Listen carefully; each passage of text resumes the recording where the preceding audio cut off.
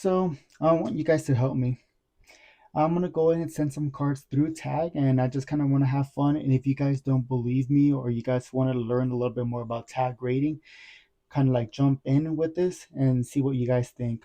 So this is gonna be the goal. We're gonna go ahead and send three cards into tag rating, and I want you guys to pick the best three cards that we can see for either you know possibility of getting a 10. The cards that I have here, they're probably not all going to be like 10 contenders, but I think some of these, even at a tag 9, it's a good long-term hold.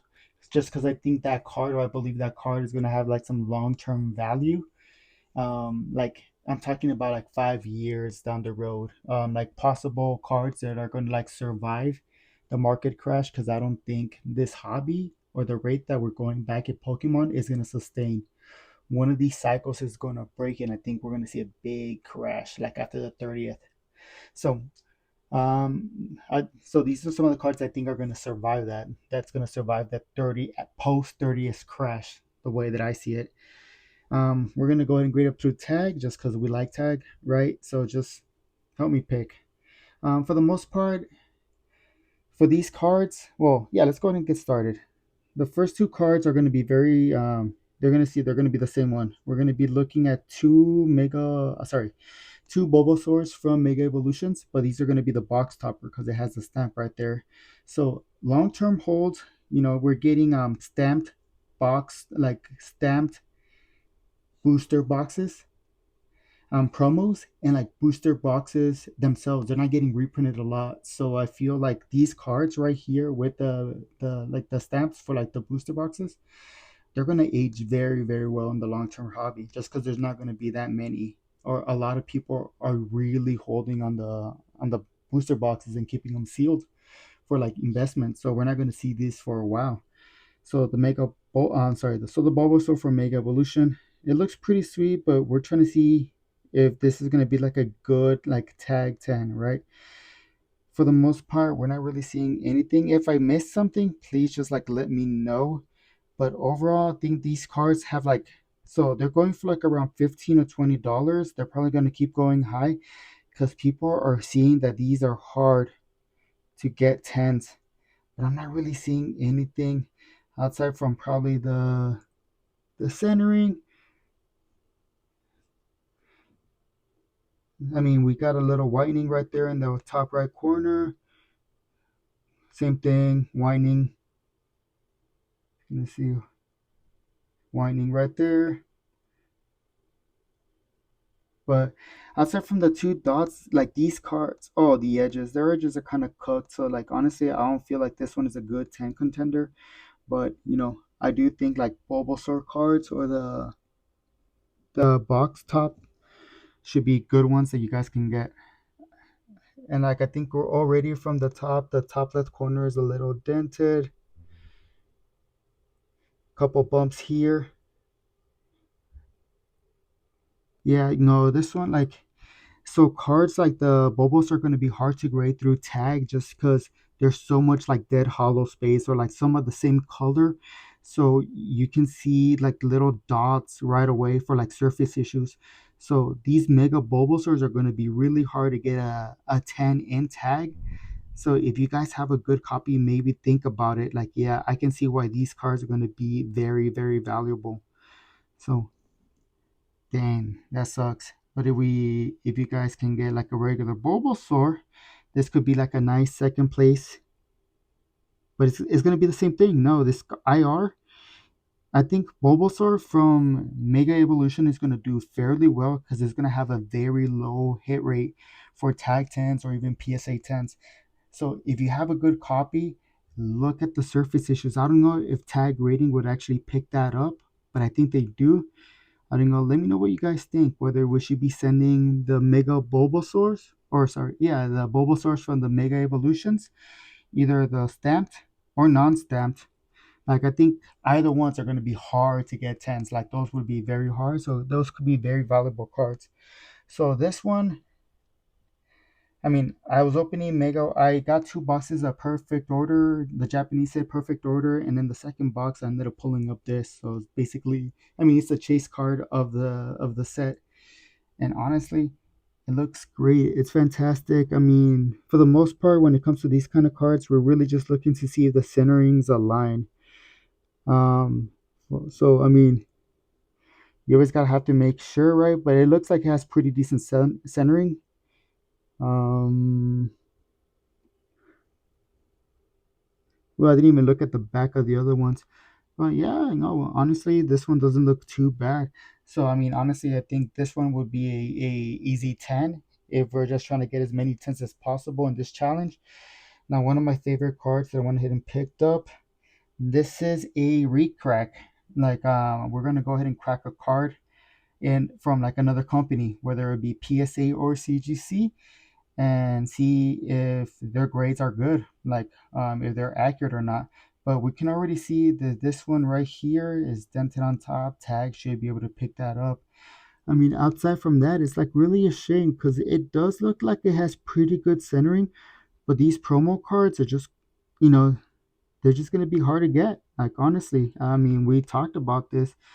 Like yeah, the corners they're dented, so I'm sure like here, like this one, I don't. It would not get a tag 10 for sure. Like honestly, it wouldn't. It's a good card for a long-term hold. The Greninja EX from Shrouded Fable and including the Kingdra from Shrouded Fable, they're gonna be fantastic cards just because Shrouded Fable wasn't really printed a lot, and because no one really liked Shrouded Fable. But yeah, I know the Greninja and Kingdra, a lot of them came out, but they're crappy promo card and packaging, so these are gonna be very hard to get in the 10 too. I mean, honestly though, it's a fantastic card for the collection, and it's kind of like the same thing about the Kingdra. I don't even think the Kingdra would have a good possibility of getting a 10, but the Greninja and the Kingdra right now, if you can get a 10, the 10, this one's going for like around 250. Honestly, it should be way higher. And then the Greninja, same thing. That card should be going more closer to like 600 in a tag 10. Like just because they're going to be very hard to get 10s. Like I don't want to put a value on it, but honestly, I think it should be higher than what it is. But they almost look like a dent on the Kingdra. So whenever I got this card, there's something that you guys see it right there, red. We got red. So we have printing issues on this kind of cards.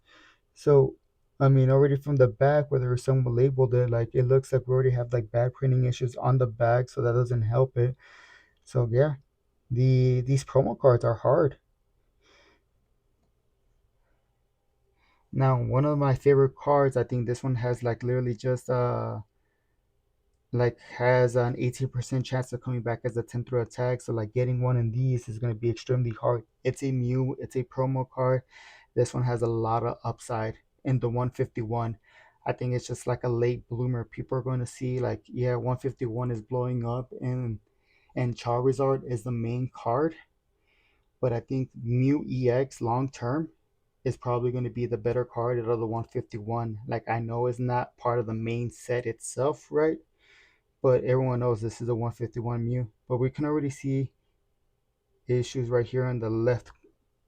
Like we got a surface dent. So shame. Like I mean, this is still like a good long term hold. If you guys see this card, I would recommend picking it up. But like honestly, beautiful card. Like it's a beautiful card, but this is a horrible card. Like this would not get a tag 10, but it's a good long term hold too. And then probably my favorite card of the set, and it's gonna be the EVGX. Like, bro, like I don't think this really has any chance of getting a 10 whatsoever. But it's such a dope ass card to have. Um, for Eevee, like we can already see the centering is off. It's way heavier on the left. Outside from that, I mean, the chrome edges, you're gonna see any kind of issues right off the bat, any kind of reflective issues. So like if we can pick it up, the AI system's gonna be able to pick it up. You get what I'm saying? The corner or the left corner is chopped.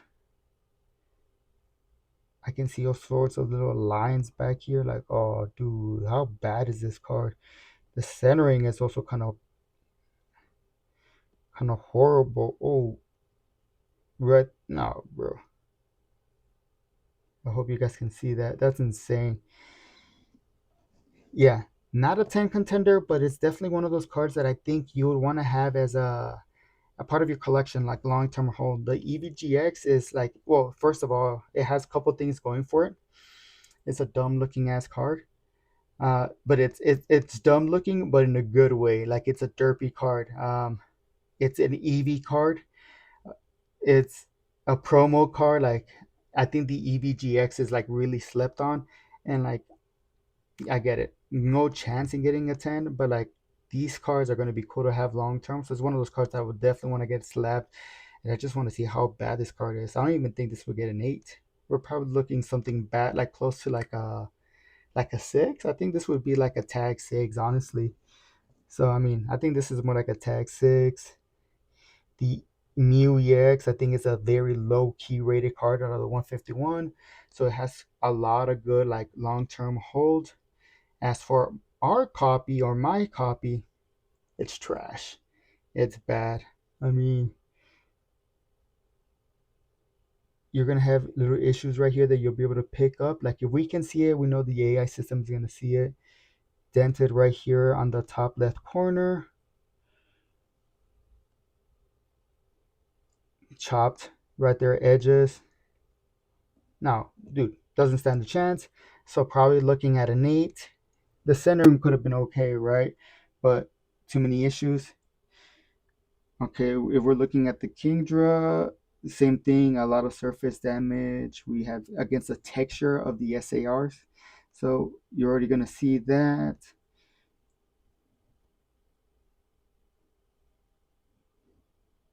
Yeah, no, doesn't stand a chance. Probably not even the centering. Kind of questionable. Left and right is pretty good, but it looks like it's a little bit top heavy. So you're not even getting like this is not even a gradable copy, right? Mm, top heavy surface like same thing. You're looking at an 8. If we're looking at the Greninja, great long-term hold card too. Probably going to be the better Greninja out of the Scarlet and Violet era. Just like Twilight Masquerade's Greninja favors, like the good thing that it has is like very low pop. This one has high pop, but like very low tag 10 gem rate. While the Greninja from Twilight Masquerade, it's like around a 50-50 chance. You might get a 10, you might not, but it's very hard to get. So, but this one, our copy, edge damage. The centering looked pretty good, but that kills it. The corners, yeah. So this one's probably closer to a 9. The only 10 that we probably would be able to get would be on the Mega Zygarde from the Japanese Perfect Order set. It's a beautiful looking card. It sucks that the best card that we have that we can probably get a 10 on is one of the weakest chase cards of the Mega Evolution era as of right now. There's a good chance if kids really did play Pokemon Legends, if a lot of them did play it, then maybe they got to Mega Zygarde and like this will grow in popularity. But outside from that, you know, I understand why this is not a desirable chase card, but it's still a very beautiful card. Honestly, the mega, all the stages on top, it's kind of low key, and then you have the blimp like this mega attack. It's a good introductory card because I don't know how you can make this card better, this Pokemon better. And then yeah, I mean we have three different Bulbasaurs, but two have the mega stamps. One is just your base card that you can pull, but I think both of these cards are, they're gonna have high value in the Mega Evolution era just because they're gonna be very hard to get. This could be one of the contenders for the best IR in the Mega Evolution era.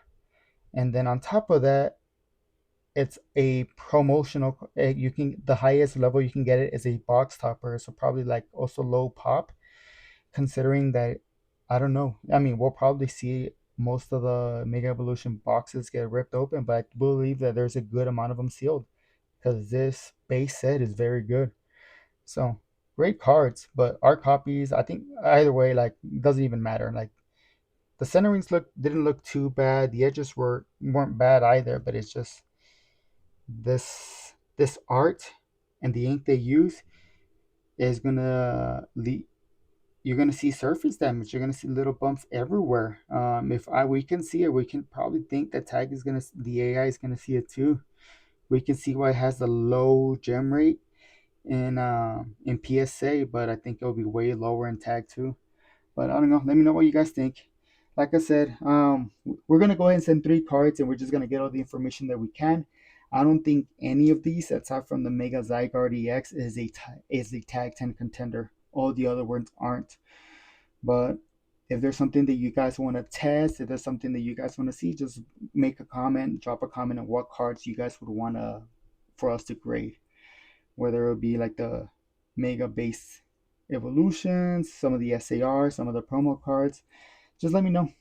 Aside from that, I hope you guys have a fantastic day and peace.